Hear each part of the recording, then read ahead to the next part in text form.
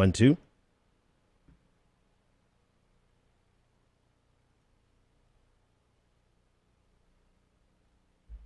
The Benjamin Dixon Show is only possible with listener support.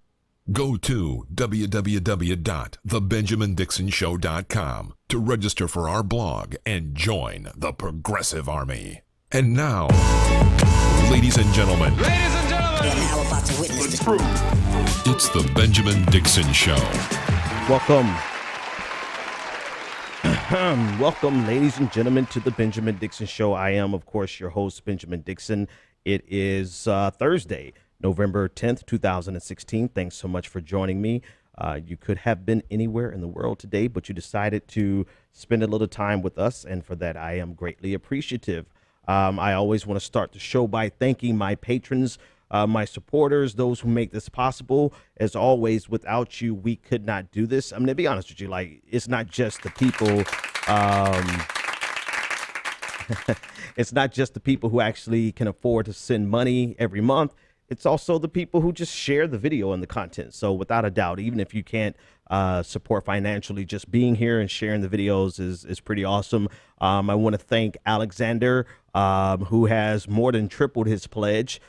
Thanks, Alexander. You are the man. I also want to thank, there we go, Josh D.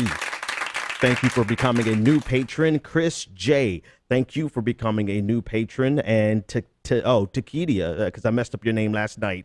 Thank you again. And I messed up your name again. So tonight I'm going to cover a lot of topics that I have a lot to cover, and I don't know if I'm going to get around to it. I will tell you this: if you are a patron, you get access to our bonus show. This week, I think my patrons are forgiving. I haven't done any bonus show this week, but tomorrow I will do a full hour bonus show for the patrons. And I have so much content. I think it's safe to say that I'm not going to get through these. I think like 12 topics tonight. All of them really deserve some time. So whatever I don't get through tonight, obviously I will cover tomorrow because it is all extremely relevant content. So to that end, let's get this party started. If you want to join the conversation, we'll probably open the phone lines right about 9:30. 857-600-0518 is the number to join the conversation. And we'll be opening the phone lines right about 9:30, not 8:30. I'm going to try to get this interview going first. While I try to get the interview going, I will let you know there seems to be brewing a civil war in the Democratic Party, and it makes sense. It only makes sense, right, that would happen, considering the type of loss they just faced. I mean, I said it last night and I said it again. They got their butts handed. I mean, well, because I honestly did not want Donald Trump. I was willing to tolerate Hillary Clinton. I even said it a couple of times. I would rather have fought Hillary Clinton over the next 4 years than to fight Donald Trump over the next 4 years. So, I'll take that as a we. We lost. You don't have to. I'll just do that. That's me. But it's a bad spot to be in, and now because of it, there is a civil war happening, and as it should be, because there has to be some accountability for what happened, not just for the loss, right? So people are trying to sell this as just accountability for them losing. I don't think that's the case. I know for a fact that is not what the civil war inside of the Democratic Party needs to be about, right? It's not about you just losing. It's about the system. It's about why you lost, how you lost. It's about the corruption. It's about the DNC leaks. Come on, man. Let's be real. You got to address that. You have to address not just the most recent thing, but you have to address the overarching problem of the Democratic Party that has been going on for almost 30 years. And that includes the entire ideological bent of the Democratic Party. shifting from being a party of populism, a party of the working class, a party of, on top of all that, social justice and civil rights and all those things, you shifting away from that to being a party of neoliberalism, which we have discussed quite a bit ad nauseum.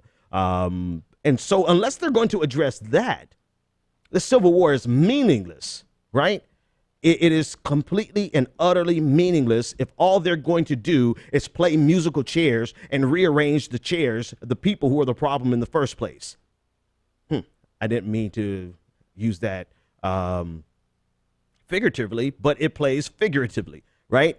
Right? They could just rearranging like you have. Anyway, I'll talk about Howard Dean in a minute. But you know, if their solution to the problem is simply to say, oh, we just want to put in a new chair who represents the exact same problem that we have had over the last 30 years, 40 years, then they have not learned their lesson.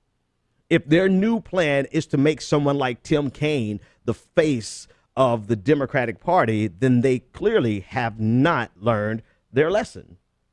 And they don't want to win, and they're not going to win. And so it's amazing to me, some of the things that I'm seeing and hearing from the Democratic Party, particularly with some key voices that I see trying to emerge to the forefront. Like, why would we? Here's a simplistic overview of it. Why would you do the same exact thing and expect different results? I know we credit that to, I guess Einstein said that, but it's really a simple idea, right? Why would you do the same exact thing and expect different results?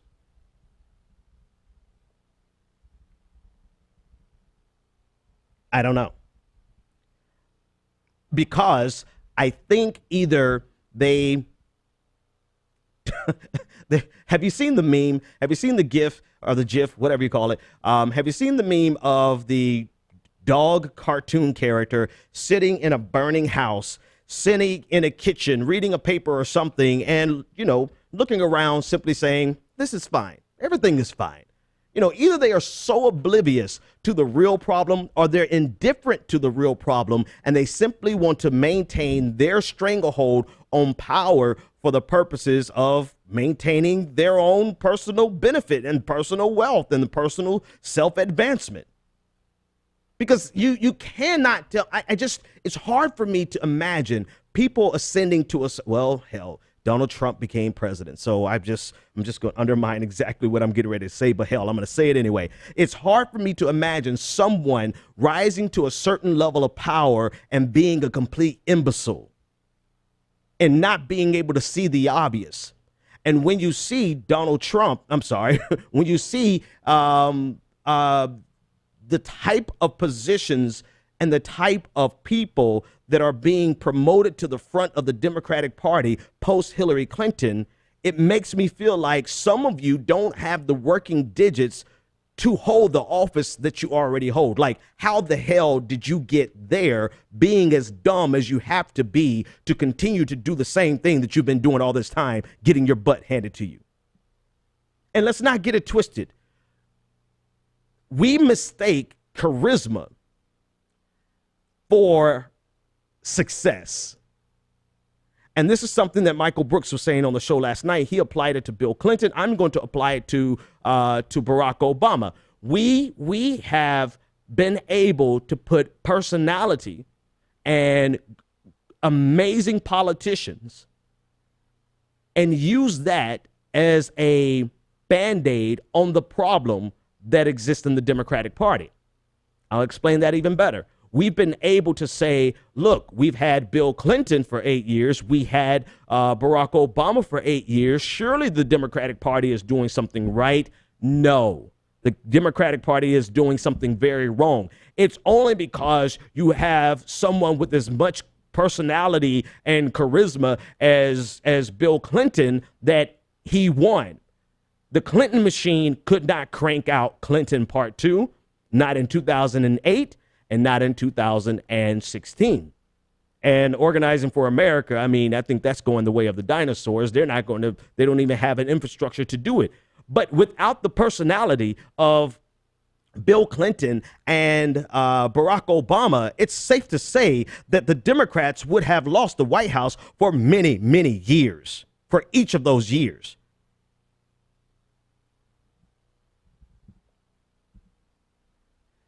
That being the case, they have, when I say they, at this point, the Democratic Party has mistaken the success that they have been given from Barack Obama and Bill Clinton as a Democratic Party success, when in actuality they cannot replicate that success without these bigger than life personalities, these bigger than life oratorical skills that they got from Bill Clinton and Barack Obama. In other words, the Democratic Party ain't about, well, I'm trying not to cuss too much, right? They cannot win with the platform, and more specifically than the platform, the true ideology that they have espoused for the last 40 years. They can't. Not unless, and look in the ranks tonight, right? Let's look in the ranks. Who can hold a fan? You can hate Obama, you can hate Clinton, that's fine. But you can't deny that they're charismatic as hell, and that they're great speakers, and their political skills in terms of convincing people to like them and trust them are second to none. I mean, you saw what Bill Clinton did who was it, to Ken Bone? You saw that meme where he made Ken Bone made him feel like he was the most important man in the world, even though right then at that moment he was just an average Joe like you and me, right? That's a skill. And without a personality of that type, without a political acumen of that type, the oratorical skill of that level of Bill Clinton and Barack Obama, the Democratic Party doesn't have anything. Yet and still, they're looking around in the burning kitchen thinking, everything is fine. All right. That's enough. That's kind of the start of what we'll be talking about tonight. As soon as this show is over, Anoa Changa is coming on for a late night show. And Anoa, I'm sorry, can I borrow probably about an extra 30 minutes? I just can't imagine, or at least 15. I'll keep it 15 minutes overtime, and then I'll get off as soon as I can so you can have the channel. But that being said, I'm joined by my homegirl, Katie Halper. We are here. We're connected. Katie, how are you? Thank you so much for joining me tonight. How's it going? I don't have your audio. We can see you, and we just can't hear you. So let me check your audio on my side. Interesting. Try it again. Hear me now? Oh, I can hear you now, Katie. Yes. Okay, how perfect. are It was you? It was on your. Good, okay, you? so it wasn't me. I thought it was me. I'm good. How's it going? Me. Good. And I'm not supposed to see you, right? No, you're not supposed to see me, but the audience can see me and the audience can see you. So Hi, how are you living and surviving in the post-apocalyptic Trump world? I have to admit I'm a little bit in shock, which I know maybe isn't very woke of me to admit, because I'm supposed to be very attuned to how the world is feeling, which is of course why I supported Bernie Sanders. But I had Ben Jealous on my show Tuesday. And Ben Jealous. I've been trying. Well, it's not his fault. He did tell me to get back to him. All right, go ahead. I'm just jealous that you had him and I haven't. We ran into it. I know. Don't you mad? You jealous? Yes, very much. We ran into each other at the DNC. So, and I really fangirled out on him, which I think is exciting when you're in politics. I don't think people usually do that. But I recited basically verbatim his TPP speech. From the Democratic Platform Committee meeting. So that may have been how I got in. Isn't Ben Jealous like way taller in real life than you ever imagined? Oh my God. I had no idea he was that tall. And I used to watch, like, when I first met him, he didn't meet me, I mean, via television, was via when that terrible Troy Davis case happened, when he was executed in Georgia, and he was like, I mean, I'm against the death penalty. This guy was, in theory, I'm against it if you know the person's guilty. I'm still against it.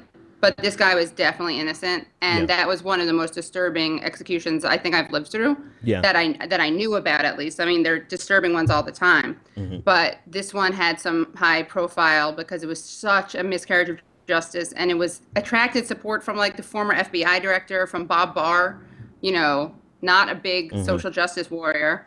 But anyway, so I would see him all the time on Democracy Now! And stuff when he was the head of the NAACP.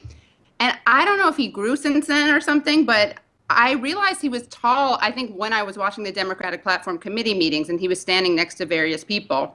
And that's when I realized how tall he was. like a giant. I mean, a giant. I always take notice when somebody is over 5, over 6 feet, because, I'm not 6 feet, obviously. But the dude was larger than life. And I'm like, holy crap, I thought you were like maybe a few inches taller than me. You're like 1.5 feet taller than me. But anyway, let's talk about the politics of it. So you had him on the show. The substance, yeah, I'm sorry. Actually, you know what? I've been so inappropriate here because I started this conversation with my audience with you as though you've been on my show before. I've been on your show, and I did share a podcast that we did together on my channel, but this is the first time you've been live on my show. Right, it's true, yeah. Yeah, well, thank you for having me live. My pleasure. This is Katie Halper, host of the Katie Halper Show. You're actually doing another show now, too. Am I right? No, I'm just doing the Katie Halper Show, but we do it live. I think maybe that's what you're referring to. So it's the Katie Halper Show. It's on WBAI, and then we also do it live at this venue once a month, and we also we'll either do it from the WBI studio or we'll pre-tape it. Yeah. Okay. All right. So you are a consider yourself a leftist, right? Yeah, but big old lefty. Big old lefty. For a while. And but you supported Hillary Clinton and I'm setting you up, but not to knock you down, but you you supported Hillary Clinton in the general election.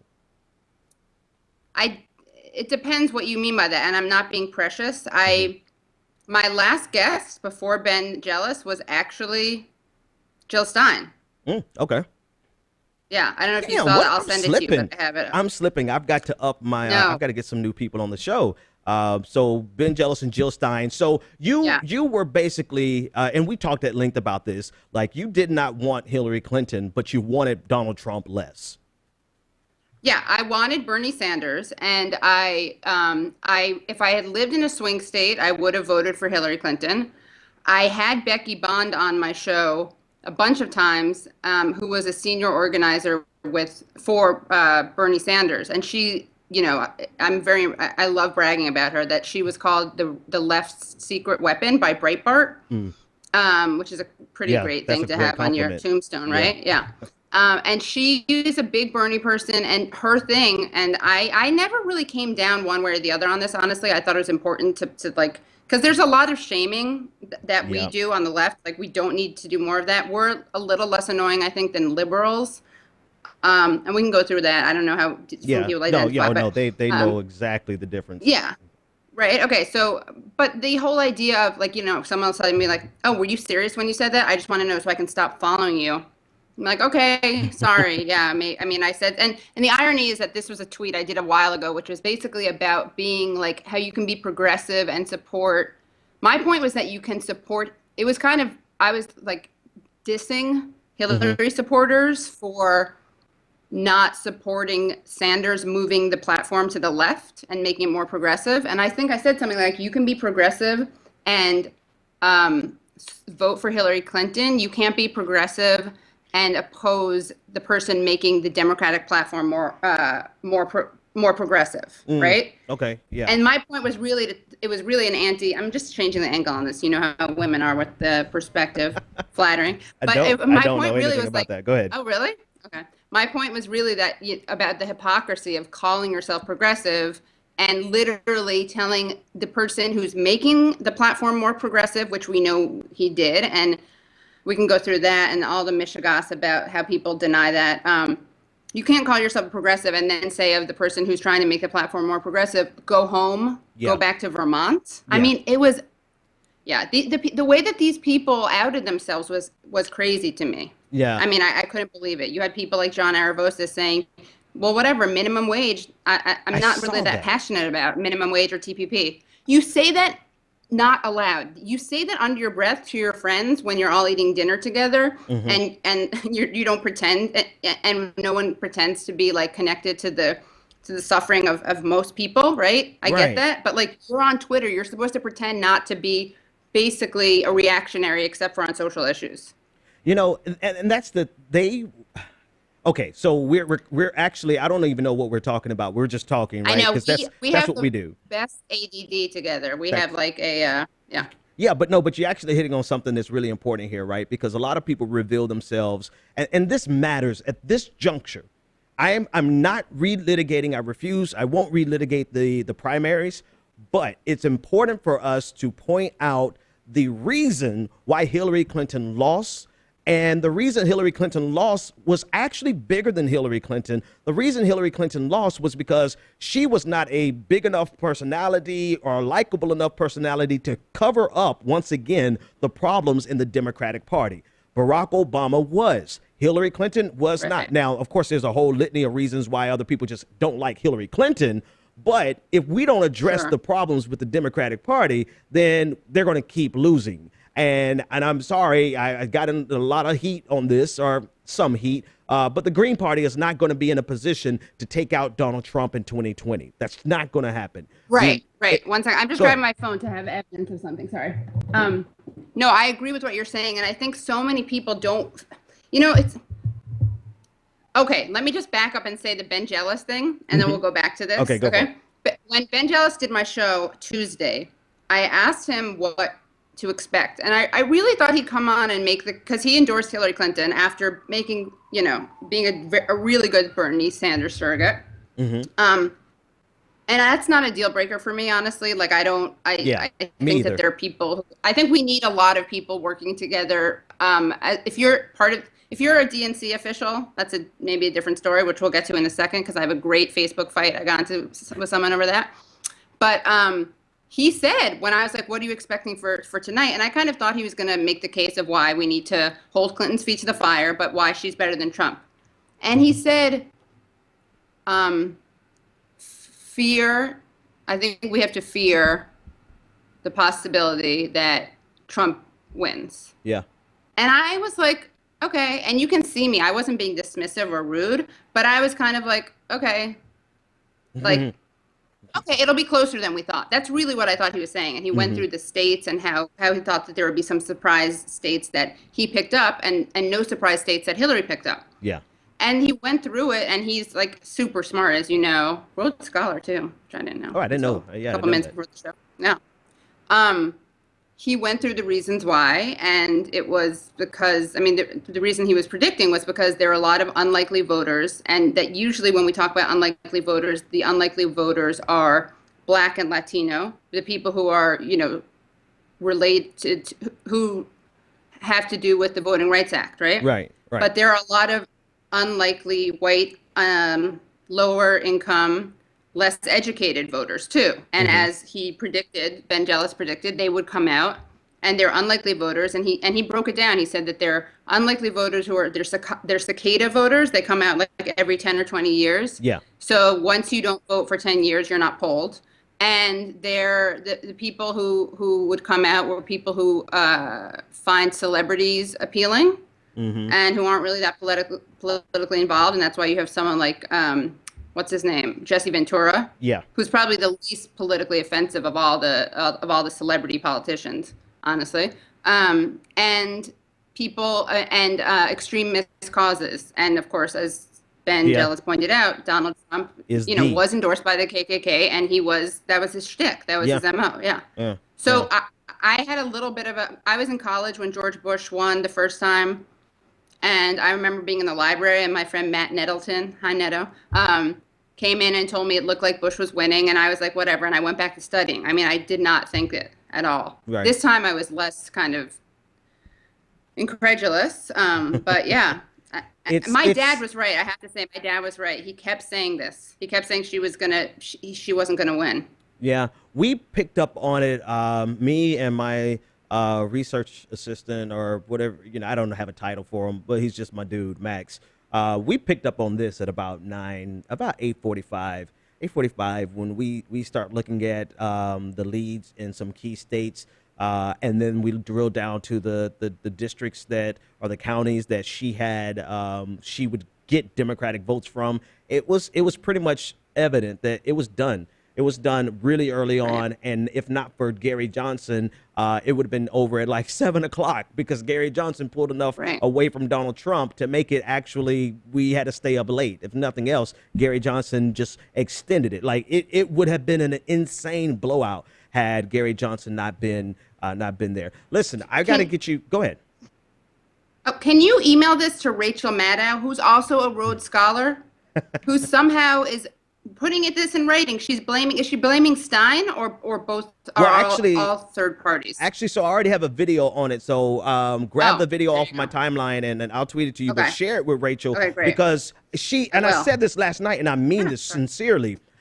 She's very smart. So I'm not going to say that she's ignorant and doesn't know what she's talking about. I'm going to say that she is being very disrespectful to her audience and dismissing their intelligence, and doing so for what? To have something to hide behind? You know, when she did that first also was when she talked about TPP and how Bush passed it and Clinton didn't. NAFTA, yeah. Exactly. Sorry.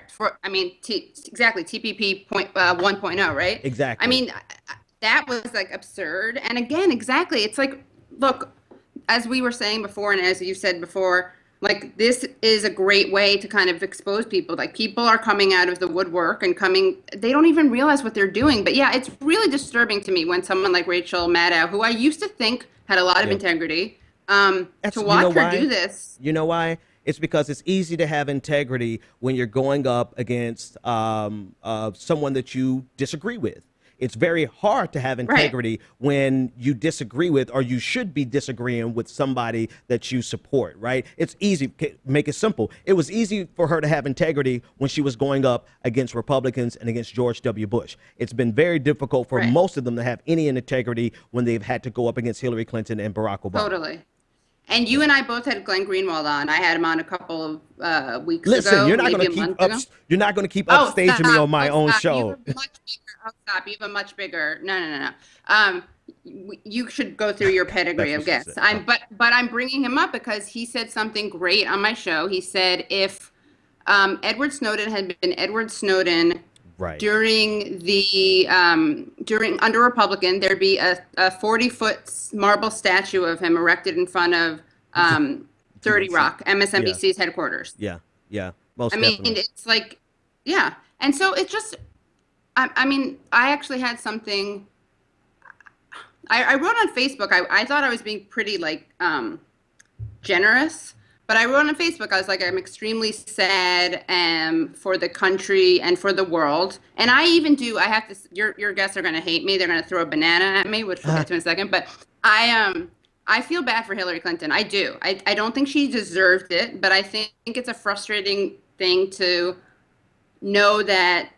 But like you said, it's not just a gender thing, and we have to bust that myth. Gender's involved and related, but it's not just a gender thing. And if you wanted to make the case that it was this takeaway of it being a gender, now we know that America is more sexist than racist. Barack Obama does not function in the same way that Hillary Clinton does on so many levels, right? Like we could spend hours talking about this one issue. It's very complicated and there's a lot to unpack, but he does not trigger among racists what Hillary Clinton triggers among sexists. And I'm not apologizing for sexists, but I really think that's true. I think that she is a lot more of the thing that sexists hate than racists do of Obama. And again, and I'm in no way criticizing her for this, right? And I think that she ironically, they said that he played the race card. You know, it was Bill Clinton who said that. Yeah. Which not only did he say that, this is and you're right, this worked for Bill and not for Hillary, the smear and lie, right? So Bill Clinton says that they're playing the race card. He says that on the radio. The next day, a reporter from MSNBC, a cameraman, asks him what he meant when he said the Barack Obama campaign was playing the race card. He said, when did I say that, and to whom did I say that? And he's like, yesterday on radio station, blah, blah, blah, blah, you know? Yeah. But she doesn't have the so the irony is that they're the ones who said Obama played the race card, but then you have what's his name, Michael Eric Dyson, right, who was an Obama person. His wife was Hillary, but I remember him saying about Obama runs from race like a black man runs from a police officer. That all Michael of Larry which I'm Dyson. bringing up. Yeah, it's a Dysonism, right? But Hillary's discussion around gender and her surrogate's discussion around gender, it really exploited sexism and feminism, I would say. It Oh, hell exploited yeah. and hijacked feminism Yeah. in a way that, like, so again, it's just not comparable. Obama didn't talk about that. That was a big critic. I mean, that's why Ta-Nehisi Coates was so angry at him, Yeah, right? yeah. And we could debate whether, like, Who was the actually merits right? of that. Right. We can actually, Yeah. if we debate about who's actually Exactly. right, like I think so you're right. We could unpack. You know what? We need to do it offline because we need to do about Yeah, an hour too much. conversation just I know. on the fact that Director's cut. Hillary played Hillary addressed sexism. However, Hillary didn't address sexism, right? Hillary personified McFeminism and corporate feminism, but she still addressed the superficial version of feminism. She still addressed, she put it out there. Barack She did, Obama and- didn't even do that with race. So I can't really say who was right or wrong in that. I would just say that neither Exactly, one of them but were you're going to not address the parallel. real issue underneath it. Right. Yeah. But I think it speaks to the difference between them. And I think that's one of the reasons that we can't just say, oh, look, we had a black man, and we had a white woman. And now we know that it's different. It's just, there are too many variables. It's not a controlled enough experiment for many reasons. I think part of the reason that Hillary had faced more of a challenge was because we had two terms of the hopey, changey president. And I'm not like dismissing Obama. I have very complicated feelings about him. I think the left did a terrible job keeping him to the left, and we can talk about that later. But I think that a lot of the stuff that Clinton faces is coming after Barack Obama. All of which is to say that the takeaway that we are more sexist than we are racist, that may be true, but it's certainly not based in reality or based on the evidence of this election does Right. not support that. Right. And I hear people saying that all the time. Yeah, unfortunately they do, and we're going to tackle a bit of that later on. Katie, I have to cut it there only because I got 12 other Okay. topics to get to. I want everybody to check. I want everyone to check out Katie Halper's Well, show. Go ahead.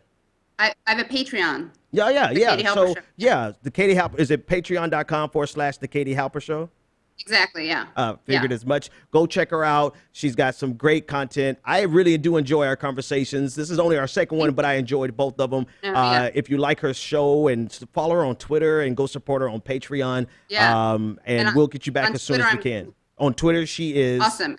I'm the letter K, the letter T, HALPS. And I want people, please tweet at me examples of all the people who said that we don't need Clinton, we don't need Bernie supporters or potential third-party voters. We're going to win this on our own. I'm writing a piece about that. So please tweet at me all those examples. Like the classic one for me is Charles Clymer telling me when I was telling him to stop maybe bashing Bernie supporters during the DNC because that wasn't going to be a good look. Right. And his saying, if I need to convince you of that, I'm not here for that. So send me examples of that. Sounds if you can. like. And thank you, Ben. Hey, You no, have to my come back on pleasure. My pleasure. Yeah. Thanks so much, Katie Halper of the Katie Halper Show. Ladies and gentlemen, go check her out at patreon.com/the Katie Halper Show, on Twitter at KT Halps. Always a great conversation with her. You can join the conversation, 857-600-0518. But let me stop lying. You're going to be on hold for at least 10 minutes while I cover a couple of topics here. So you might want to just go ahead and wait till about 9:45, 9:50. I'll start taking calls. Okay. The first thing I want to do is address, I'm going to address the Civil War in a minute, but I want to address this thing that I keep seeing pop up across the internet, asking, basically dismissing the possibility of Bernie Sanders winning this election.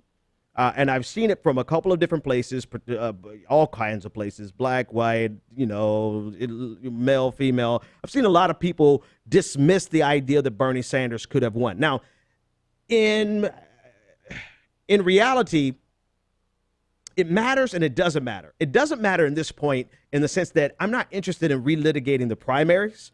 I don't care. It's over. It's done. I'm like Bernie Sanders said today, what does it matter at this point? I'm not having this conversation at all to relitigate the primaries. That's how it doesn't matter. How it absolutely matters is if you look at the data and you look at what happened between 2012 and 2016, and you look at the states that Hillary Clinton lost versus the states that Bernie Sanders won definitively in the primaries, you start to put together a picture of what actually happened and how it was that we lost so badly. So, in a sense, it doesn't matter because it's over. I'm not relitigating the primaries, but it absolutely matters because if we don't pay attention to what the data is telling us, then we are going to miss what we need to do to actually come back from this, which we absolutely need to do. All right, the first thing is a data point that I pulled up last night, and I did not cover it. I would say I didn't even give it about 25% of what it was worth. Right. So shame on me, but I was a little befuddled last night. But I want to really address the substance, the substance of this data that I'm pulling up on your screen now. In particular, this is the income breakdown of the people who voted in this election. Of course, blue for Hillary Clinton, red for Donald Trump. Last night, I addressed something that was important, which was you have a pretty standard divide here in not standard. You have a almost equal divide within the margin of error in terms of who supported Hillary Clinton, who supported Donald Trump. I pointed out the fact that a lot of the support of Donald Trump came from the top tiers of income brackets, meaning that Donald Trump supporters are not all poor, which is very important for this conversation. However, what I didn't point out last night, which I think is the most significant, is the shift between 2012 and 2016 in the under $30,000 a year bracket. Hillary Clinton lost 16 percentage points in the people in America who voted that make less than $30,000 a year. She lost 6 points in the people who make between $30,000 and $50,000 a year. Now, the very first trope people are trying to pull out of this, they're trying to say poor white people gave Donald Trump the election. The very next sentence usually is this election was about racism and white nationalism. Now, of course, because I'm Ben Dixon, I'm going to address it all. I'm going to address the racism, nationalism, and some sexism in a minute. But 16 percentage points moving away from the lower tier and from people underneath $30,000 a year when they gave their vote to Barack Obama in 2012 suggests to me that if these people are racist, then they were willing to get over their racism enough to vote for Barack Obama in 2012, but not vote for Hillary Clinton in 2016. See, people try to always dismiss, and it's, I hate having to give these disclaimers. God dog it, I hate giving these disclaimers, but it's necessary, right? It's necessary. It's not all about class, but damn it, it's not all about race. And it's not all about race, but it's not all about class. It's both and. And in the way that we lost the election, the people who could have swung this back for Hillary Clinton were the 16 percentage points that left the Democratic Party and went to Donald Trump. Now, the very next thing that they'll say is that, oh, they were all just sexist. Here's a problem. We must address sexism. We must address racism.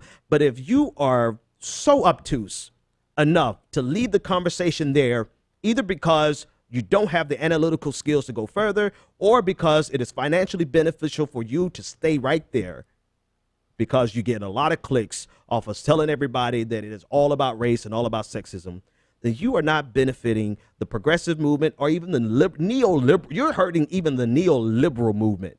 Like, I mean, what the hell do you want, right? Maybe you don't want progressivism, but at least you want the ideology that you espouse. And I'm trying to tell you that you have to dig deeper than the low-hanging fruit. People left the Democratic Party, people underneath $30,000 a year, 16 percentage points left from supporting Barack Obama in 2012 to supporting Donald Trump in 2016. If you want to say they were all racist and all sexist, then you're not qualified to be in these conversations. You're above your pay grade. And you probably make more doing your media than I do, but you're definitely still above your pay grade. It is clearly an indictment of the economic struggle that people living underneath $30,000 a year go through. That's one. And then two, the casual dismissal of the working class as something to be disdained and something to be dismissed and something to be repulsed at or repulsed with. Don't think that people did not smell that shit a mile away. Don't think that people didn't feel your condescending gaze a mile away while you sit on your high horse in your ivory tower, in your corporate suite, typing away.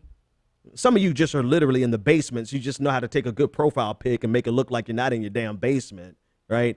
But some of you are out there making $150,000, $200,000 a year, and you made this election a referendum on a repudiation of the working class. And I'll tell you something. People will do things to spite you, even though it will ultimately hurt them. And that's human nature. So while you've been spitting on them, on the working class for the last 12 months, 18 months of this election, 24 months of this election, they showed up at the polls and said, all right, bitch, I got something for you. But the reality of it is that it is extremely painful and difficult to live underneath $30,000 a year. And it's very difficult to live underneath $30,000 a year and to look at the conversations that are being had around the country that are completely excluding you. And not only excluding your need, but dismissing you as a human being. And this is what the Democratic Party has intentionally done over the last 30 some odd years.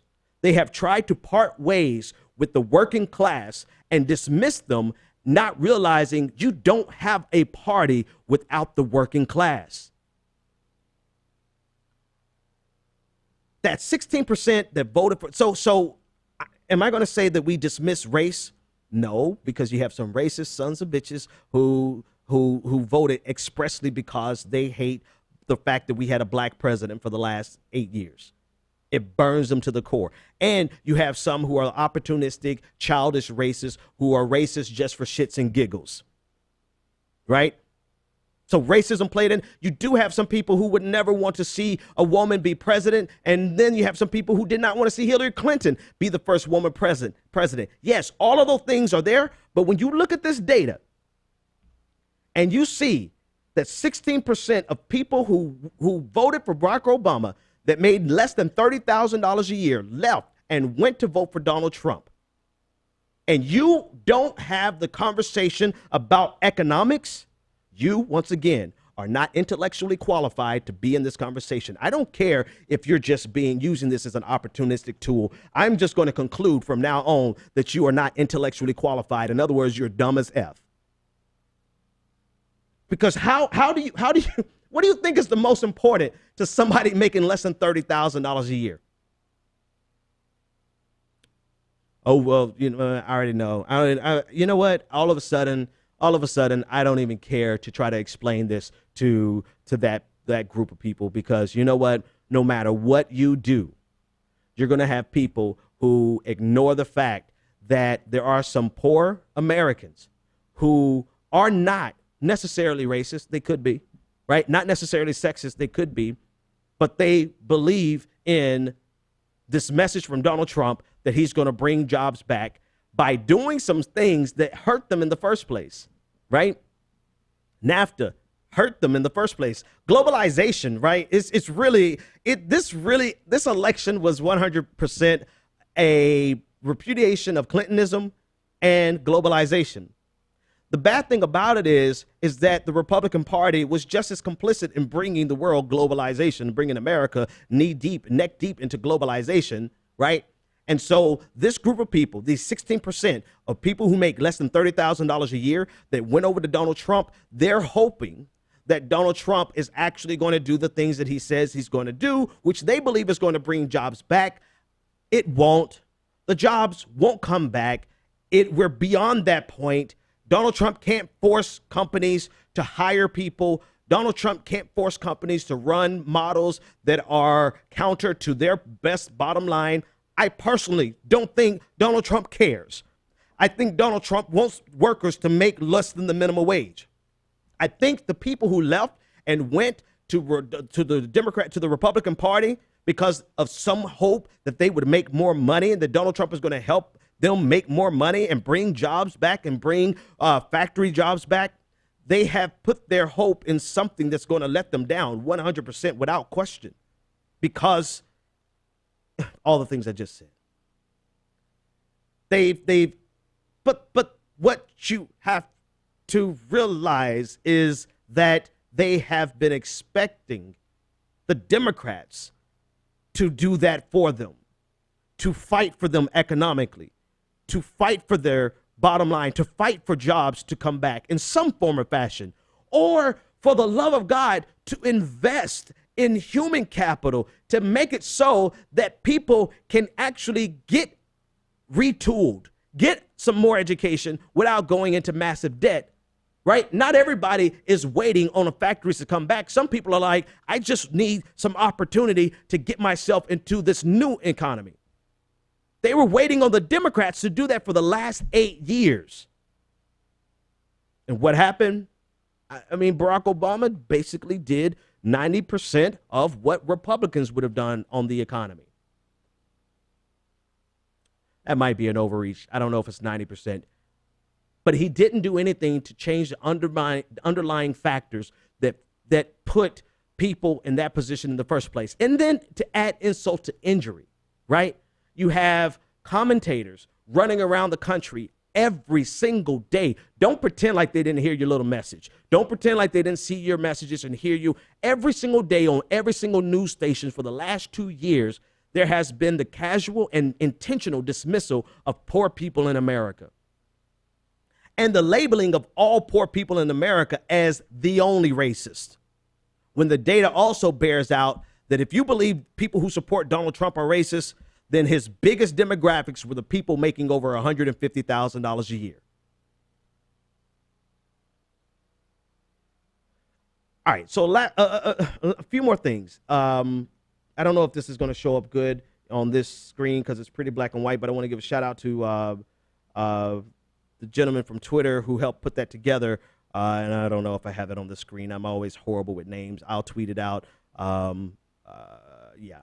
Oh, is today the 10th? If today is the 10th, then I have it. There we go. And it's empty. Sorry, my dude. I'd have to tweet you. I'll have to retweet you. I wanted to give you credit for your graphics. But anyway, the graphic that you're looking on the screen, it shows you, and it's a horrible graphic. I'll get you a new one tomorrow.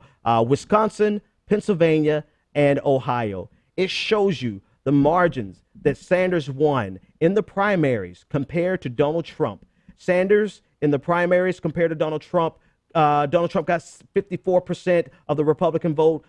Sanders looks like 60 some odd percent. In each of these states, Sanders thrashes Donald Trump. In the 3 states that gave Hillary Clinton the L and gave Donald Trump the win, Bernie Sanders outperformed Donald Trump in his own base. I have to point that out again.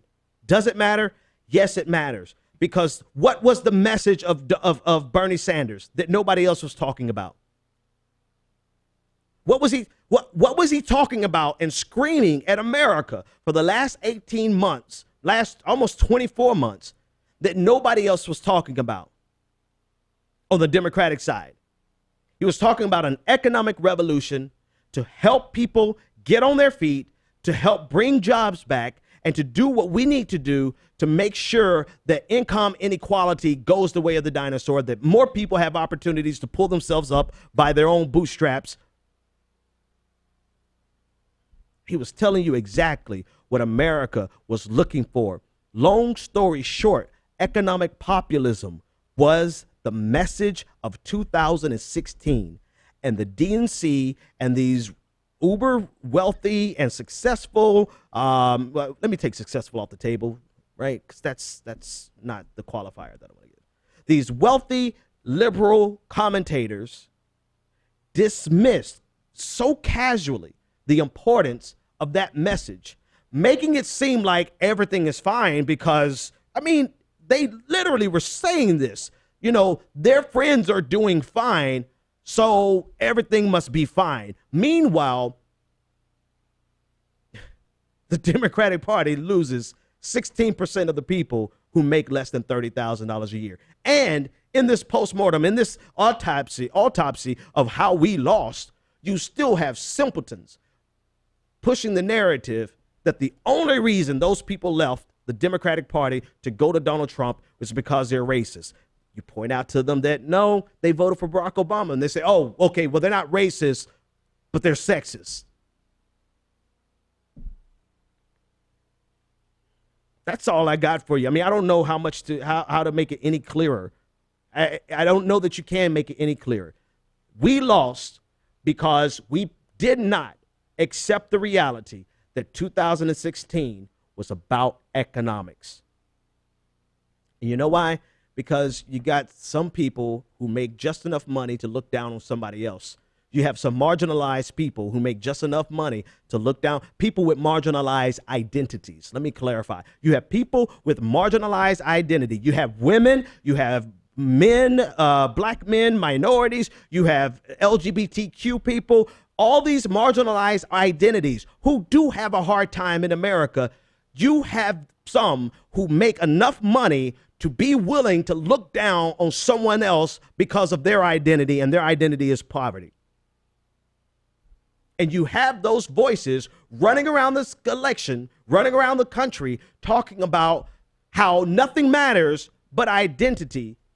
Cool, identity matters. But then they dismiss the economic plight of all of the Americans who were basically living in poverty. In other words, they use their identity to undermine the plight of people. I mean, some of the 16%, they're black. Some of the 16%, they're women. Some of these 16% who make less than $30,000 a year are LGBTQ. Some of the people, so you have people with marginalized identities, but decent checkbooks looking down on poor people, hurting people with marginalized identities. I said this before and I'll say this again. The greatest tools of oppression are people who have marginalized identities but make enough money to look down on somebody who's poor. 857-600-05. Yeah, the answer is, too long didn't read. Yes, Bernie Sanders could have won. And the reason he could have won was because he was saying and addressing the issues that matter to Americans most. Caller, you're live on the air. What's your name, comment, and or question? Caller, this is Benjamin Dixon. Hey, who is this? Hey, this is Brandon Foos. I am Foos Fire on Twitter. Hey, how's it going, man? It's going all right. So I'm trying to articulate this as best I can. I'm going to lean on you a bit. Okay. So I'm personally planning to run for local office. I'm planning to run for a school board. Yep. It's not the most, it's not the No, I mean every prominent role. It matters. It matters. Go for it. But so I'm registered as a Democrat right now. I registered as a Democrat because I wanted to participate in my Pennsylvania state primary. I wanted to vote for Bernie Sanders, and I did that. And I've been very frustrated throughout this entire campaign cycle. I want to admit that I feel a little bit. I feel like I didn't do enough. I didn't get behind Bernie early enough. I didn't know enough about him. Mm-hmm. And that's why I feel like right now it's important that going into kind of wrapping up this 2016 election, that we need to look forward to 2018. Not only 2018. I mean, my local election for school board is going to be in 2017. So there are elections in the next year. 2018 there's going to be midterms. 2020 is the next presidential election, and we can't wait till then. We need to figure this out now. And I'm frustrated by what I'm seeing about the Democratic Party. I'm frustrated by seeing names like Tim Kaine quoted. I'm frustrated by seeing names like Howard Dean put out there. Yeah. This can't happen. Yep. And I feel like I love your show. I love the Progressive Army. I love Anoa. And I just want to say that we need to come together. We need to figure out a path forward for progressive voices. We need to let the Democrats know that this is not going to fly. This isn't going to happen. We have people that we support, and you're going to have to coalesce around them. Yeah. We want the Tulsi Gabbards. We want the Nina Turners of the world. We want their voices to be amplified. And I think that we need to come up with a strategy to promote that. And I want to be a part of that. And I want your show, and I want a lot of these other progressive independent media platforms to be a part of that as well. And that's really all I called in for, is because I was frustrated by this result. I did the same as you. I went the route of the Green Party. I was disappointed with how that came out, but generally speaking, it was a repudiation of the status quo. We've exchanged some things. We've exchanged some things on Twitter. I think you understand where I'm coming from, and I understand where you're coming from. But we need to figure out a unified path forward, and it can't be disjointed, because the Democrats need to get this right, or else I'm out. There's no second chance. If they don't get it right this time, that's it. That's a wrap. Right? Thanks for the call, man. If the Democrats don't get it right this time, that's a wrap. That's it. End of story. The game over, ladies and gentlemen. Game over. Because they lost. It's not like Democrats hold a lot of seats across the country in state houses. You know, Democrats perform well on a national level. They don't perform well on a local level, not in most states, right? So it's not like they have a lot of state power to try to push a progressive agenda or even a liberal agenda. All they had was national power, hyperbolically speaking. So if they don't get this right on the national level, it's amazing, right? It's amazing how quick things can flip on you. And this goes back to what I said earlier. They were under the impression Barack Obama failed the Democratic Party because he didn't have time. It wasn't his fault. He didn't have time to let them know, listen, you only won because of me. You only won the White House because I can speak so well. He didn't tell them that. He was too busy running the country. So they thought that Barack Obama, that they could just simply ride on the coalition. They thought that they were going to be able to get Hillary Clinton to have the Obama coalition, when the Obama coalition only existed because of Obama. Oh, well, you can't help some people, man. You can't help some people. And maybe we shouldn't even try to help these fools, man. But anyway, so let's talk about real quick. Let's talk about the civil war that's happening, that needs to happen and should happen in the Democratic Party. Number one, the Washington Post put out a ridiculous article by I forgot the author's name, but the article was about is Tim Kaine the face of the Democratic Party? Essentially trying to position Tim Kaine. All right. I just got to go for what I know. I knew we were going to lose when she picked Tim Kaine. I knew, and I have my own superstitions, but I knew because he just doesn't look like a vice president. He doesn't look like a president. And I'm not saying this. I mean, he's a white man. You know, he's a white American man who's not like morbidly obese, so he could pass for a president. But he just looked lame. How do you make Mike Pence look like a statesman? When I saw them side by side, I'm like, oh shit, we lost this. Get this clown on here to go up against this guy who has the very worst politics in America, Mike Pence. But you happen to make Mike Pence look like a decent person because you're such a lame. Anoa Changa just said, and this is brilliant, it was like Al Gore picking Joe Lieberman. Like, so anyway, I knew we were going to lose once they picked Tim Kaine. And now Democrats are trying to position Tim Kaine to be the voice and the face and the future of the Democratic Party. Like, what have you been snorting over the last 8 years? What brain cells? I'm just at a loss. Maybe they believe because Paul Ryan remained the leader of the Republican Party after Mitt Romney got his butt handed to him in 2012. Maybe they figure, well, that worked for Paul Ryan. That worked so well. Did it really work well? Let's think about this.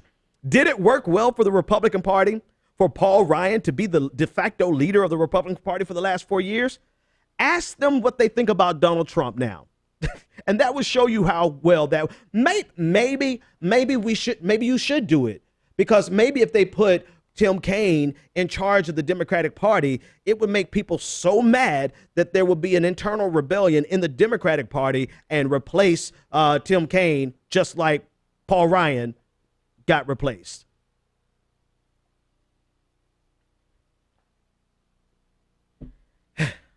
Insane.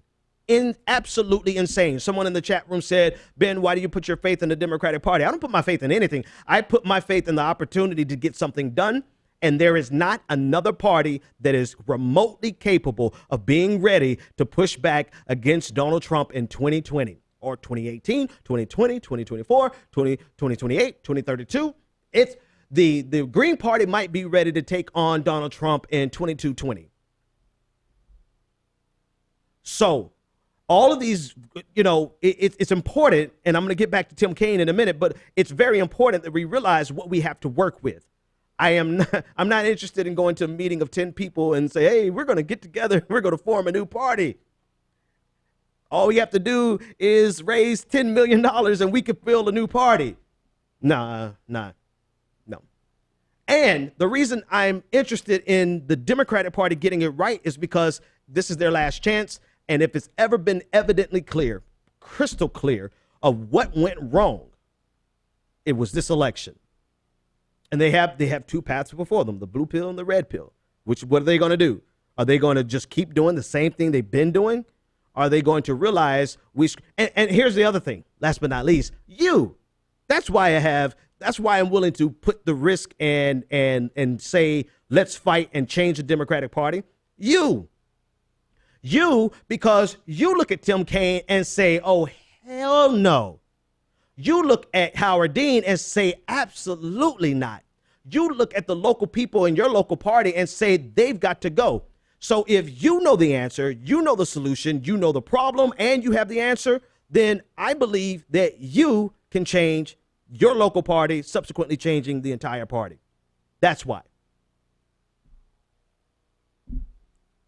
Back to Tim Kaine. Tim Kaine is not qualified to lead a battalion of corn huskers. He's not qualified to. I mean, he has the charisma of a slug. He has the presence of a ghost he has the presence of nothingness. And I'm not trying to attack him personally, even though I'm clearly attacking him personally, but I just need to do it to demonstrate to you the reason we lost was because one of the reasons is because she picked one of the worst VP picks she could have ever picked. And now the Democrats are considering, not the Democrats, but some key voices are trying to consider him being the base and the voice of the future. Whoever made that recommendation, they need to go. They need to be the first people to go. All right, let's move on to the next person that they're trying to put in power. The next person they're trying to put in power, or this guy is trying to put himself in power, is your boy Howard Dean. Everybody remembers Howard Dean. Woo! Hope I didn't blow your ears out. Back up, back away from the computer. Everybody remembers Howard Dean. Howard Dean was at one time a progressive. Cool. Right? Howard Dean is now a lobbyist. Howard Dean is now working on issues that are antithetical to progressivism, to the environment, to health care. Howard Dean is basically co-workers. He's worked side by side with Newt Gingrich. Howard Dean is the antithesis of what is needed right now to fix any of these problems. Yet and still, Howard Dean has thrown his hat into the ring to become the new chairman of the DNC. Like, and do I have the tweet? Did I download his tweet? I hope I did. No, I didn't. I didn't download his tweet. But let me show you just how out of touch these people are. For the love of God, somebody, please help these people realize how lost they are. His tweet was, here it is. He said, the Dems need organization and focus on the young, need a 50-state strategy and tech rehab. I am the chairman. I am in for chairman again. He tweeted that out earlier today. You guys may not identify with what I'm getting ready to say, but this is the best description I can give of it. Have you ever been in a dying organization? Whatever it is. For me, churches. I know churches well. Being in a dying organization, and I love old people, and I'm not an ageist, but it's usually an older person who's completely out of touch, has no idea about the land, the lay of the land around them. They usually get out there and say, well, if we focus on the young people, if we do something for the young people, then we can make everything work better. All we got to do is, and then in church, they'll bring in, this is exactly how lame this entire approach is from Howard Dean. It's like, focus on the young. What does that even mean? The young weren't the problem in this election. The young said, okay, we would rather deal with Hillary Clinton than a vote for Donald Trump. The young people voted. The young people know exactly what, the millennials know exactly what they want. And that's the problem. They know exactly what they want, and they don't want you, Howard. And yet still you have people, oh, awesome. Howard Dean is back. Woo!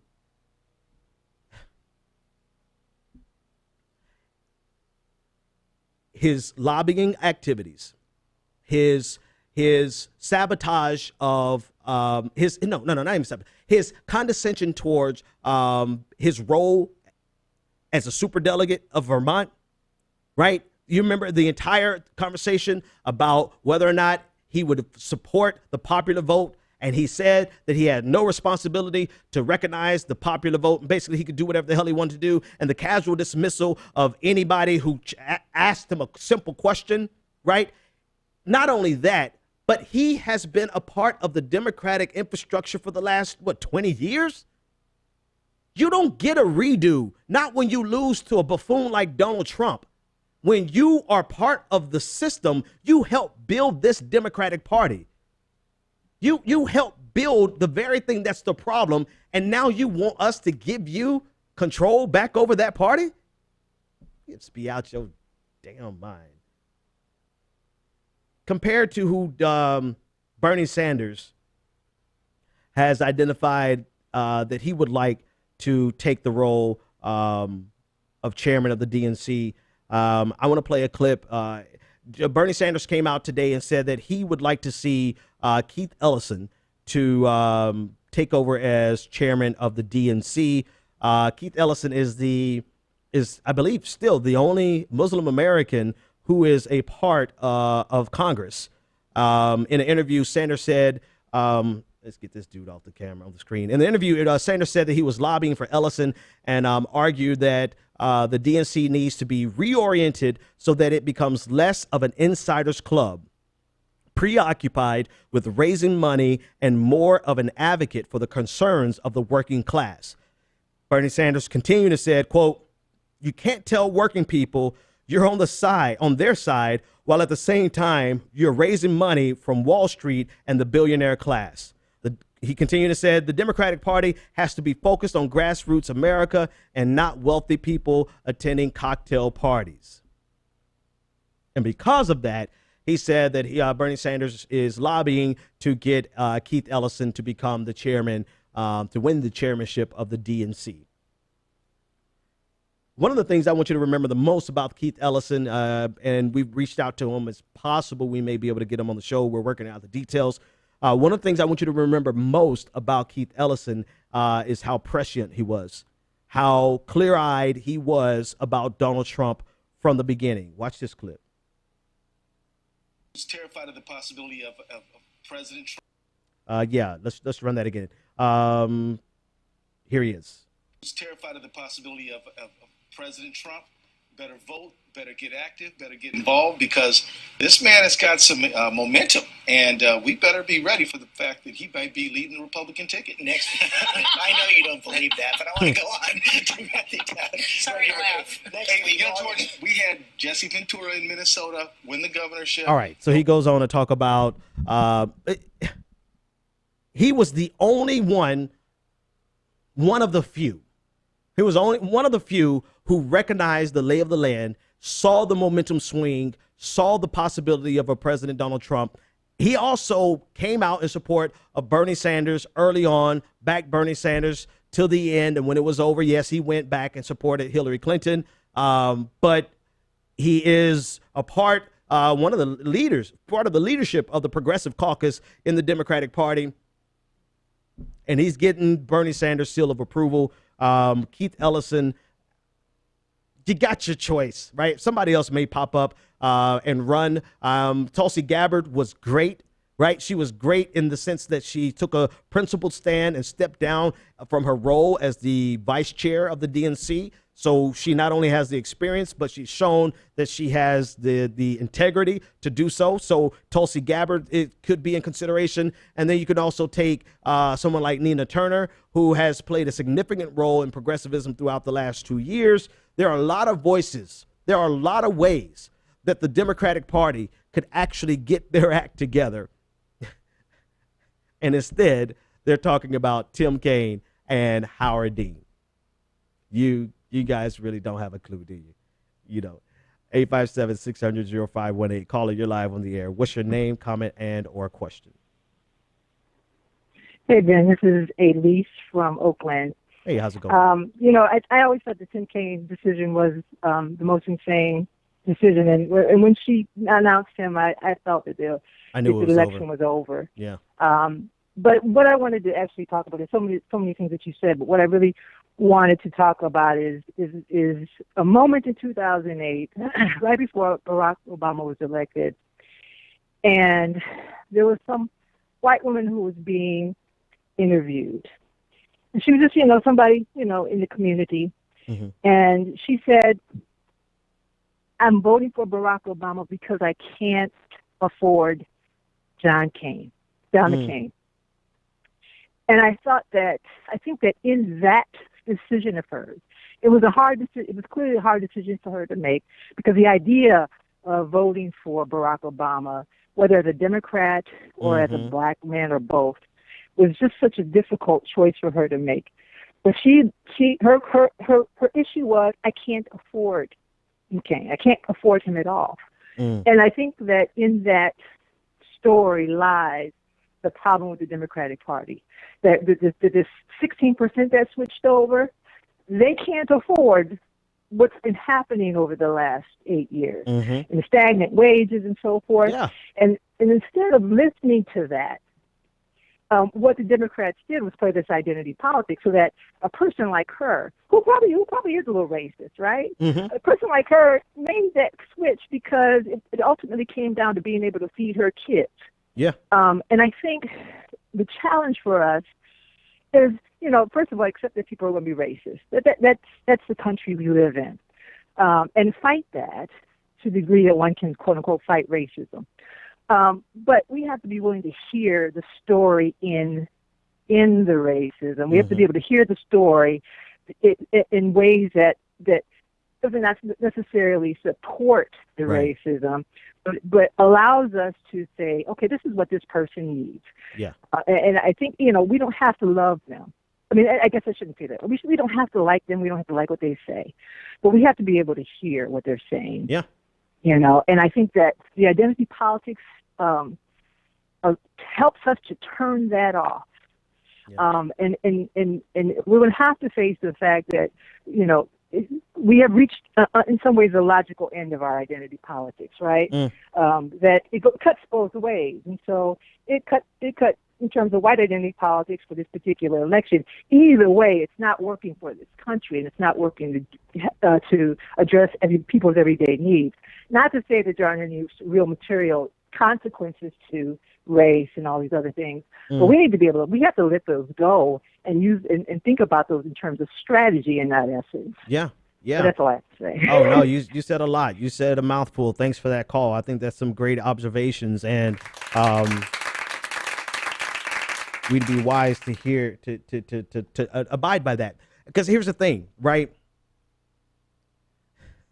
I've got a video out there about the weaponization of identity politics. You need to watch it. You need to share it, because it's about, in my opinion, it's probably one of the best post-mortem autopsies, whatever you want to call it, of what happened. Because I have an identity, right? I don't know if you notice, I'm black, right? And racism is real as F, man. It's real. However, I'm hip to the game that I saw a lot of black pundits play this year for their own benefit to the detriment of the black community, which was to completely dismiss the economic plight of African Americans, who are overwhelmingly, disproportionately poor. What is and I can't even remember. There's so many data points. The median income for African Americans is $35,000 a year, right? The poverty line is $28,000. So you have more than half of African Americans living just above the poverty line. And I saw the entire campaign season, black pundits casually dismiss that 28% of African Americans live below poverty. And I only cite these arguments again because of the reality that what happened in that demographic, in our identity, which is marginalized in America, right? We do face racism. Hell, I don't even think I mentioned it on the show yet. I mentioned it on Twitter. I was stopped going home from the studio last week, and well, nothing wrong. Didn't get a ticket. He just stopped me. Didn't tell me why he stopped me. Everything's fine. I guess once he saw the kids' seats in the back, once he saw that I wasn't the type of dude he was looking for, once he saw that I didn't have anything on me, he was like, well, I can't really, he searched my name, right? There was nothing he had. He just go home, have a good night. And I realized, I guess it was 11:30 at night. I'm passing through one of the neighborhoods they target, got my cap on my head, right? So racism is real. Racial profiling is real. Police brutality is real. All these things are real, but when you have a wealthy class of people who use that struggle to marginalize the very people who have to live in that struggle, you got to realize that they've weaponized identity politics to their own personal benefit and to the detriment of their own demographic. Now, same thing, right? Let me get off the black community. Same thing happens when you talk about the entire mood of this election. Hillary Clinton's entire campaign was all about the dismissal of poor people and white men. Now, part of me doesn't really give a F about the struggle of white men. I am the real racist. Right? I take that from Jamel Bowie. I'm the real racist. I'm not really, because I'm trying to figure out like what's the real struggle, except for one thing, right? Poverty. Like you have white men who are living in poverty just like black people. But they've made this entire election a complete repudiation of both poor people and white men. To whose benefit? Right? And this is the thing that blows me away. Like, who actually benefited from Hillary Clinton's approach? Nothing but the fucking egos of people who have a problem with poor people and white men.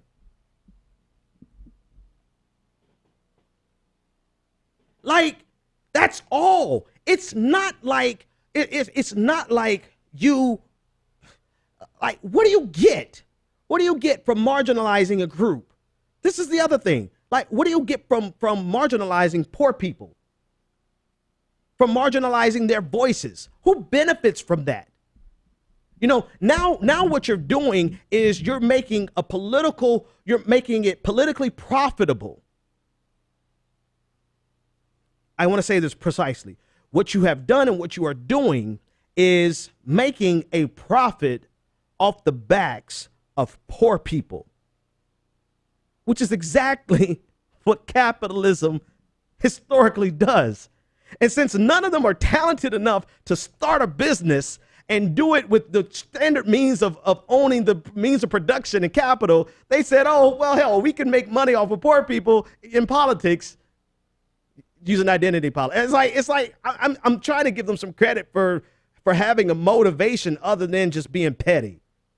And it's not even coming together, right? That idea wasn't even cogent because it makes no sense. And I'm trying to think, like, why has it been such who benefited from trying to describe all of Donald Trump's supporters as poor racists when the reality was there were plenty of rich racists in that group too? To the detriment of marginalized groups who actually could use the nation to have a responsible conversation about the oppression that is faced by LGBTQ members of our community, by women, the sexism, the rampant sexism and harassment that women face, and the racism and racial profiling that black people face every single day. We can't even have those reasonable conversations because you've had people make so much money off of calling everybody a racist, calling this 16% of people who love Hillary Clinton to go Donald Trump racist. When in actuality, maybe they just realized that NAFTA screwed them. So if Donald Trump says, I'm going to screw NAFTA, they were like, ding, ding, ding, ding, you're our man. I'm so burnt out with this. I'm so burnt out with, no, I'm not. I'm lying.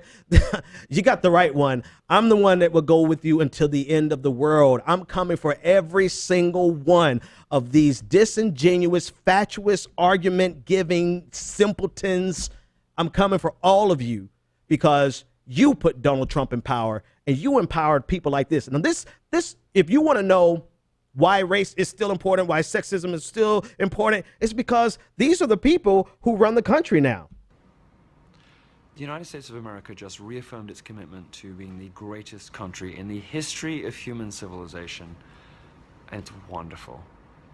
The best thing about it, of course, is that all the illegals are going home. Well, also that.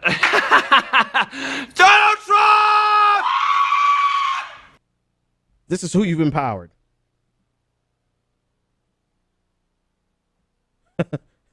Right? I'm coming for the neoliberal media class because that's who you just empowered. It doesn't really bother me because I mean I know for some of them watching that video probably just ran their blood pressure up by 60 points. Doesn't really bother me because I know how to handle them, right? But before we handle them, we've got to handle that neoliberal media class that empowered them by doing everything that they could to undermine the one populist candidate from the left. And what did we get? We got the one populist candidate from the far right who mixed his claims of economic populism with white nationalism and the alt-right.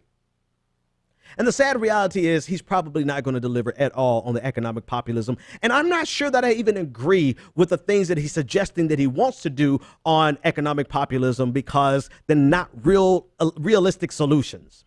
But I digress. That's another conversation for another day. The fact of the matter is, by the neoliberal media class undermining the one progressive voice that was going to bring economic populism from the left, they empowered douchebags like Milo Yiannopoulos or whatever his ridiculous last name is. All right. Last but not least, and then I'm going to turn this over to Anoa Changa. Anoa, thank you so much for being patient, Anoa.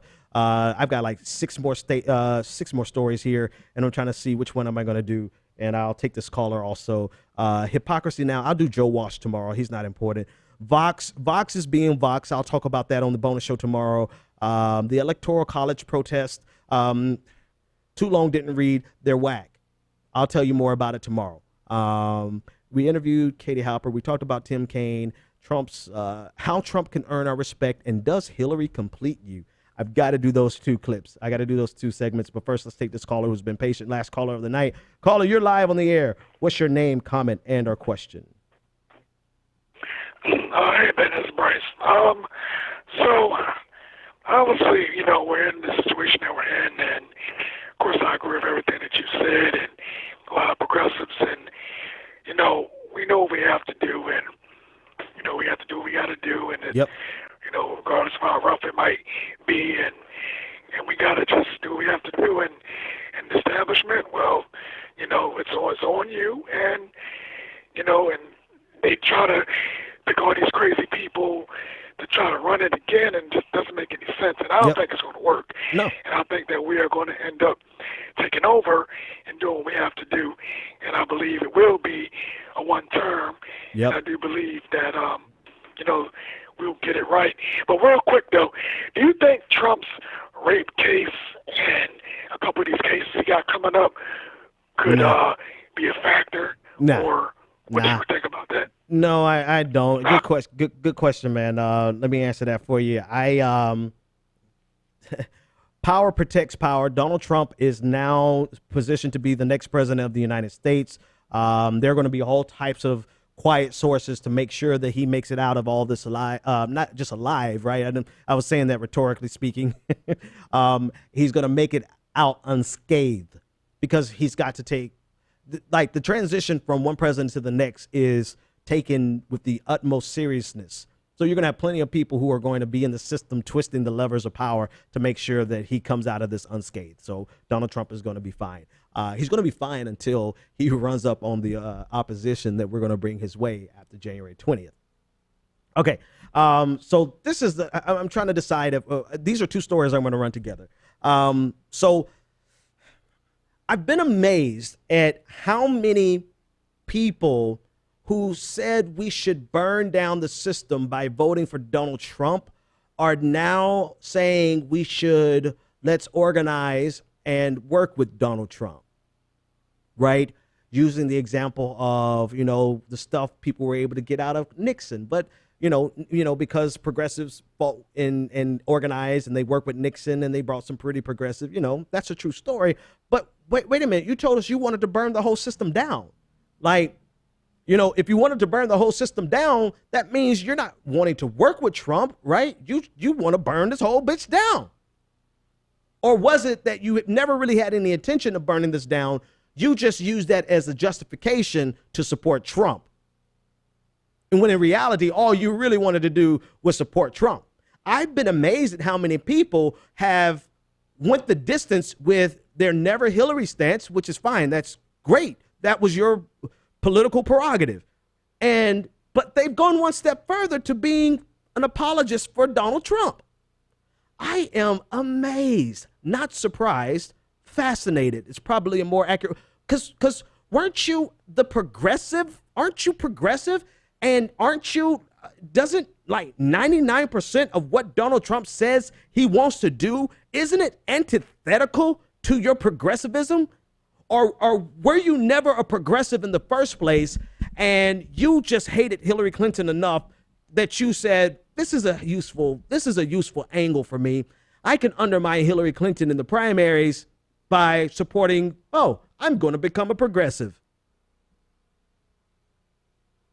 I've been amazed by how many people have come at me because I've drawn the line and said, I'm going to give Donald Trump hell every single day. Every hour that I'm not working my real job, I'm going to be giving, and I'll be taking some breaks, giving him some hell. I'm going to be giving Donald Trump hell. He gets no respect from me. And all of a sudden, people come out of the progressives, coming out of the woodwork saying, Ben, don't be like that. Ben, don't do that, Ben. Give him a chance. The hell you mean give Donald Trump a chance? Donald Trump has told us what he wants to do, and you want us to stand by and give him a chance to actually do it? Somebody even said, wait till Donald Trump breaks something before you decide to attack him. I don't wait until my car breaks down for me to get my car fixed. That's not how sane people work. And it reminded me of two things. One, some people's complete involvement in this political game was 100% about their hatred for Hillary Clinton. And they've gone so far with this hatred for Hillary Clinton, they don't really know what to do except for now, hey, Donald Trump, let's be nice and help Donald Trump. Let's give him a chance. Let's not do to Donald Trump what Republicans did to Barack Obama, right? And that's the second group of people who feel like it's the bigger thing to do. And I'm getting to somewhere different, right? I'm going to tell you how Donald Trump can get my respect. But first, let me explain why he probably would never get my respect. Because of everything he has told us and promised us he's going to do. The other reason he's not going to get my respect is because I realize, again, that liberals and some progressives absolutely have no idea how to fight against conservatism and how to fight against neo-Nazi sympathizers and straight out racists. They have no idea how to fight against it, because the very first thing so many people are doing they are finding a way to ingratiate themselves to power, and they're finding a way to be sympathetic to Donald Trump and try to feel like they're the better person by saying, oh no, wait, let's give him a chance. Give him a chance to what? Repeal Obamacare without a replacement so that an estimated 10,000 people a year are going to die? Give him a chance to do what? Defund Planned Parenthood?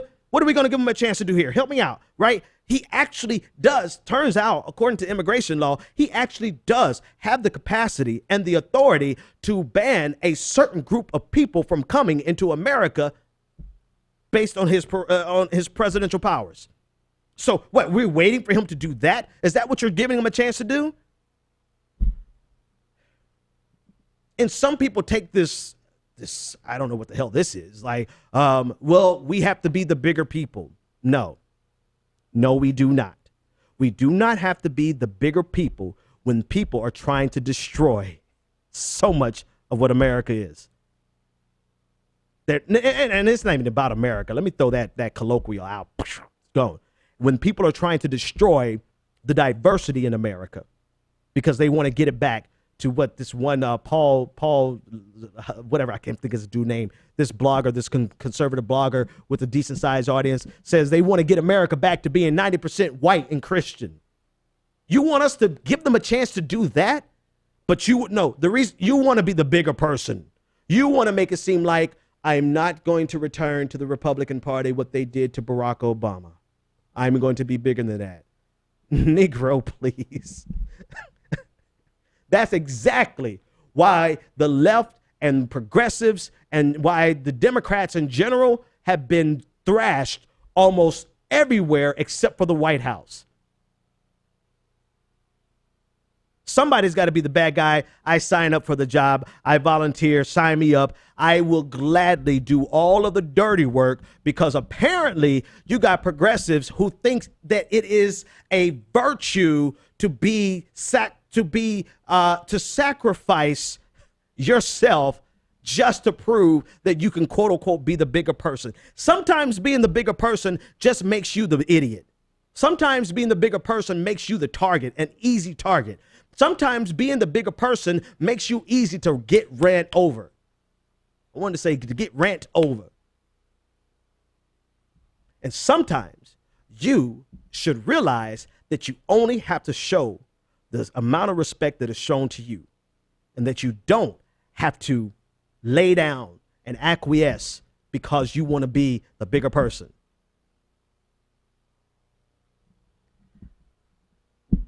I think that's it. Tomorrow, I'm going to pick up on the bonus show. I'm going to discuss how Hillary Clinton.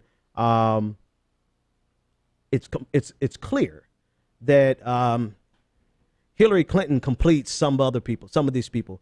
Some of the people I'm talking about, they don't know what the hell they're going to do when Hillary Clinton is off the scene. They don't. I think I recognize this number. I want to take this call. They don't know what they're going to do when Hillary Clinton is off the scene. That's what I'm talking about. Does Hillary Clinton complete you? Because if you can't stop talking about Hillary Clinton now that she's off the scene, either you have zero talent in real life and Hillary Clinton was the only thing you could talk about, or you just really love Hillary Clinton and you don't want to admit it. I'll talk about that tomorrow. Caller, you're the last thing on the night. Take us out of here. What's your name, comment, and or question? Greetings. My name's Christopher from Brooklyn. Long time listener, first time caller. Hey, it's a thanks for pleasure. the call, man. Always a pleasure. Thank you. Listen to everything that you're saying. I totally agree with what you're talking about. And I think there are two things that we as strong progressives who have real ovaries and real balls need to really talk about. And I think that's this idea that the bigger person is the better way. No, it's not. One of the things that we've noticed over these years is that Republicans fight dirty. They fight dirty and they use whatever they need, all the means that they can. And what I've been noticing is that over these years, the liberal wing or the Democrats have just become more of the Washington Generals than anything else. It's like they've accepted this role that if they win, okay, but if they lose, well, that's not so bad. They don't go after it. So it's this constant situation where they're always on their knees, either waiting to lose or waiting to fillet the other group because they have no gravitas. They have no fight. Right. So they have the real issues. They have the people behind them, but they have no guts to fight for it. Because you got to get down in there and scrap. Come on, man. And they're not ready to do that.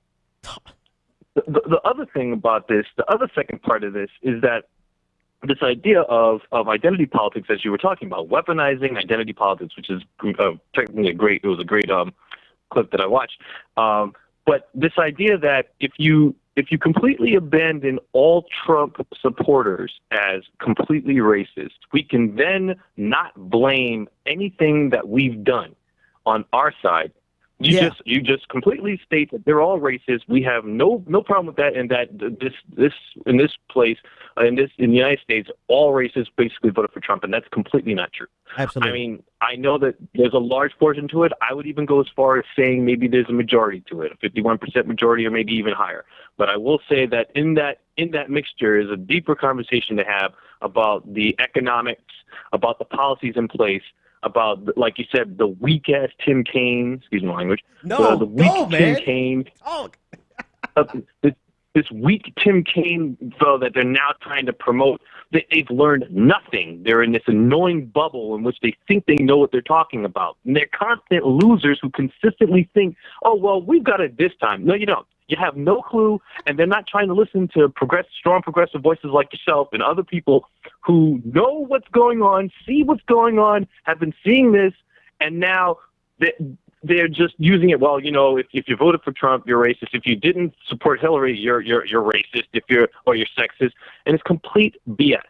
And what bothers me so much about it is that the corporate media will then take this and then will pony up, and are ponying up right now to Trump, after talking all that smack when it was when it looked like Hillary was going to do it. They completely turn over and are ready to fillet this guy now that he's won. Oh yeah, you shouldn't have talked about whitelashing, and maybe you're using those words and that could offend many people. I'm like, really? Look at how weak you are. This is the fourth estate media has become so weak, and then this is just just a sort of endemic thing of Democrats who are just like, well, he hasn't really done anything yet. We can't really hate on him just yet. No, you can start now. He's got like a murderer's row of people who are going to be in his cabinet. You should already know from that perspective that he's going to take no holds barred. And the fact that all those other Republicans who are all against him are going to bow their heads just like the little punks that they are because they respect his power. The same thing is happening with the Democrats. There's no fight. So the new progressives, I think, progressives really need to just distance themselves, or at least show them what real backbone is. And like you said, just like you're doing, you're calling out everybody, you're calling out people who are weak, who are part of that administration, that corporatist idea, calling them out, praising up and raising up on people like Bernie Sanders, raising them up is what's going to get us what we consider democracy back, our Democrats back, who actually have real balls to do something. Or Sorry, ovaries. I didn't mean to go on. Or ovaries. You said it earlier. Really... You said, no, man, hang on. Ladies and gentlemen, wherever you are, I want you to stand up for this dude and give this dude a hand. What's your name again, man? Christopher. Thanks a lot. I'm sorry. I didn't mean to go on too long, but wait, hold on. Shh, quiet for 1 second. Christopher, are you on Twitter? Yes, I am. I need you to send me a message so I can follow you, and I'm going to be in touch with you because actually you already do, sir. I already do. Okay, what's your handle? Brooklynite. Brooklyn. Oh, this is you. Yes, sir. Good to actually talk on the show. It's good to hear you. Hey, I'm about to recruit you. All right. Thanks for the call, man. I know you want to get off the line. Thanks for the call, man. Hit me up on Twitter. Brooklyn Knight is about to be a part of the Progressive Army. Like, legit. I absolutely love running into people who could bring the heat. Like, wow. Yes. The chat room is going crazy for this dude. Dude, that was awesome. Thank you. One thing, listen, anybody who works with me, you know, one thing I am not afraid of is being surrounded by talented people who can bring it. And that dude just brought it. And I'm about to recruit him to come join the ranks of the Progressive Army. Where's your podcast at, homie? The last, I just realized while he was talking, which is a great segment. Cut the clip there. Put his thing up by himself. Just put him up by himself. You don't even have to have me before or after. Just put him up by himself. But this is the last thing I'm going to say of the night because I forgot. The whole point of talking about Trump was I was going to tell you how I could actually respect Trump. The only way I can respect Trump is if he does the exact opposite of what he promised he was going to do. If he turns the corner so much so that you saw how he went from being this uber arrogant wannabe alpha personality with all this bravado to this subdued, respectful, and humble dude when he met with President Obama today. He's got to make that kind of 360 on his policies. He's got to, matter of fact, everything that he does has to piss off the alt-right and conservatism because everything that they want is completely antithetical from what we fight for. So if you want to see how Ben Dixon would ever show any level, modicum of respect for Donald Trump is if he turns out to be the real progressive. See you tomorrow. The Benjamin Dixon Show is only possible with listener support. Go to www.thebenjamindixonshow.com to register for our blog, join the Progressive Army, and support The Benjamin Dixon Show. It's Ben Dixon! If you like this episode, be sure to share, like, and subscribe.